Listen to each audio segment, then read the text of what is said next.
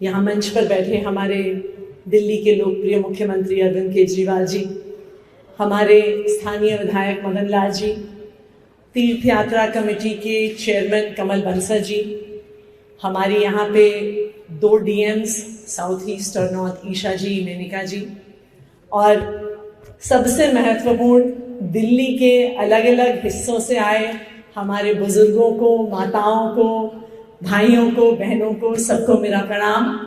और मुझे आप लोगों की खुशी और उत्साह देखकर इतना अच्छा लग रहा है कि यहाँ पर दिल्ली के अलग अलग हिस्सों से आए, खासकर हमारी माताएं, मैं देख रही थी कि जब भजन संध्या चल रही थी तो जो सबके आंखों में खुशी थी, मुझे लगता है कि उससे ज्यादा मैंने किसी की आंखों में खुशी नहीं देखी है। और जो आशीर्वाद आपकी आंखों की उस खुशी से मिला और जितनी मन की शांति मुझे मिली, मुझे लगता है शायद ही कोई ऐसा काम हम करते होंगे जिससे इतना पुण्य और मन की शांति हमें मिलती है।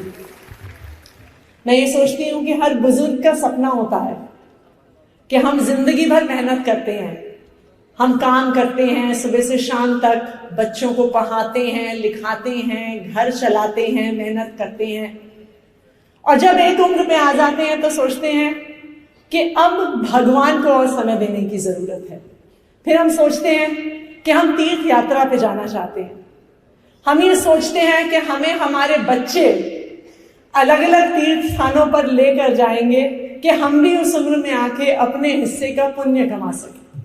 और मुझे खुशी है इस बात की, और ये दिल्ली वालों का सौभाग्य है कि दिल्ली के हर बुजुर्ग को अरविंद केजरीवाल जी जैसा बेटा मिला है जिसने जिम्मेदारी ली है कि मैं दिल्ली के हर बुजुर्ग को तीर्थ यात्रा करवाऊंगा।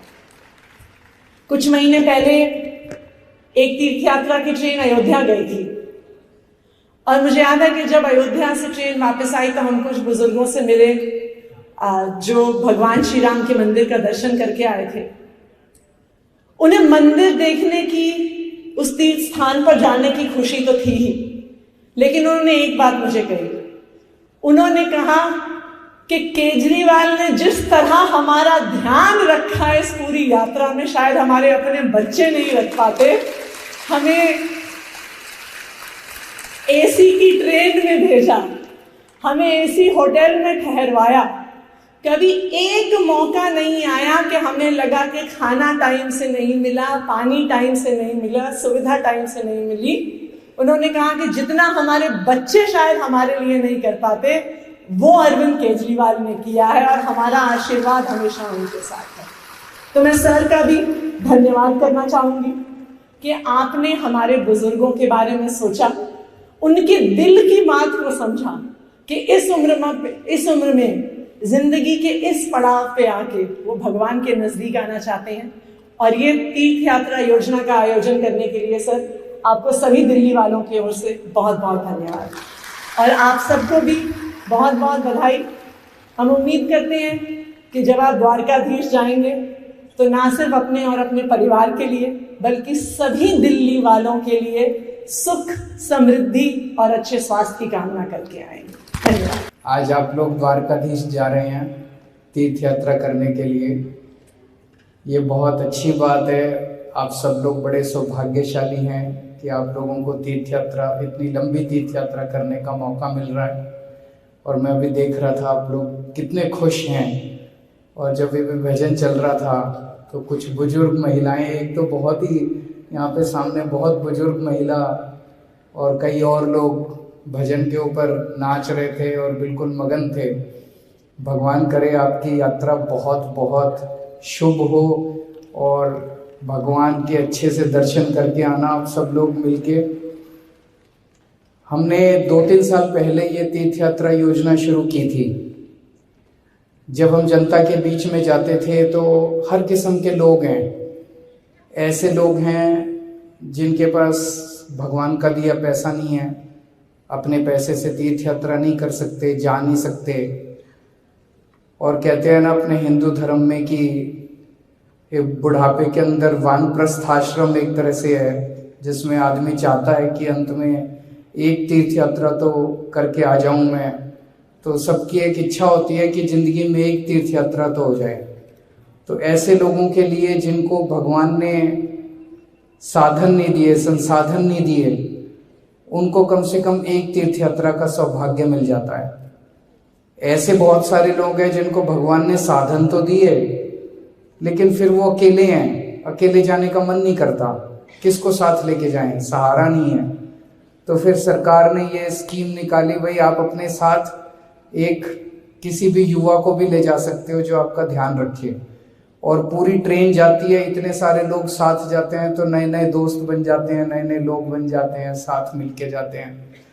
तो अभी तक 72 ट्रेन जा चुकी हैं और 71,000 लोग जा चुके हैं। मेरा तो मन है कि दिल्ली के हर बुजुर्ग को, 60 साल से ऊपर के जितने बुजुर्ग हैं, सभी बुजुर्गों को हम जल्दी जल्दी एक बार तीर्थ यात्रा कंप्लीट करा लें और फिर दूसरा राउंड शुरू कर दें। लेकिन ट्रेनों की कमी रहती है। हम केंद्र सरकार से ट्रेन मांगते हैं, वो जितना हो सकता है हमें देते भी हैं। पर मैं अपने सरकार में कोशिश करेंगे हम लोग कि आसपास के जो इलाके हैं, कम से कम मुझे लगता है अयोध्या जी तक तो हम बसों में भी कर सकते हैं इंतजाम, बसों का इंतजाम कर सकते हैं, ताकि बसों में कोई कमी नहीं होगी। हम अच्छी AC लग्जरी वाली बसेस शुरू कर देंगे आप लोगों के लिए, ताकि आप हरिद्वार, ऋषिकेश, मथुरा, वृंदावन, अयोध्या, इन आसपास के इलाकों में तो कम से कम बसों में भी हम लोगों को, खूब सारे लोगों को भेज सकते हैं, ताकि ज़्यादा से ज़्यादा लोग तीर्थ यात्रा कर सकें।